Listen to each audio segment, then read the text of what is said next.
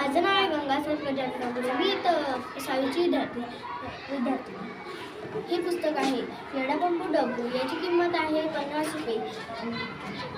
याचे लेखक गिरिजा कीर.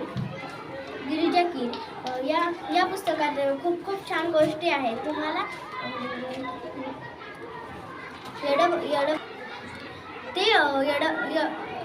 डब्बू क्रिकेट खेळताना त्यांना त्याचे मित्र हसवायचे. ते होता गब्बू गब्बू आणि ते चुटू चालायचा, बोलायचा चुटू आणि पळायचा पण फुटू. त्याला लेकरं चुटू म्हणायचे.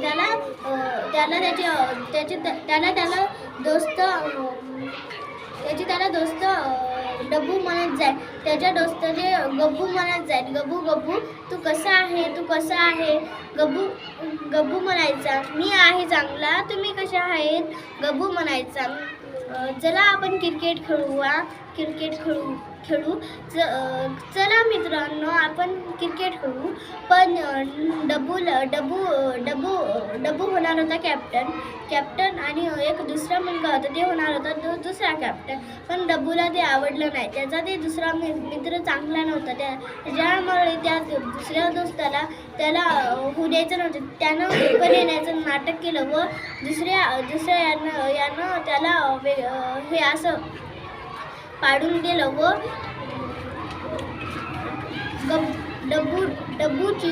डब्बूची आई आली. डब्बूच्या आईला वाटलं हे क्रिकेट खेळत आहे, याला नाराज करून घरात घेऊन जाण्याची ही माझी गोष्ट नाही. मग त्यानं असं बॅटनं त्याच्या एका काकाच्या घराची खिडकी फोडली. काका दारी येऊन वरडायचे.